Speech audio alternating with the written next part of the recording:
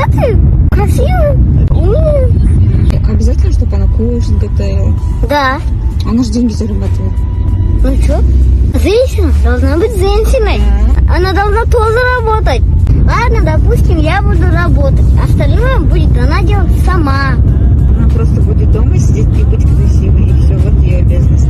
А? Я такую тогда не хочу. Почему? Она просто будет дома сидеть, такая отдыхать, балдеж. Я буду работать, что ли? Ну, это ведь нечестно. Ты будешь любить ее такую красивую, ухоженную. Да, допустим, я буду любить. Ну, какая от нее польза? Красивая же. Допустим, ты купила себе iPhone 13 за миллиарды. Но он не рабочий. Но он просто красивый. И ты его купишь? Жалко всем,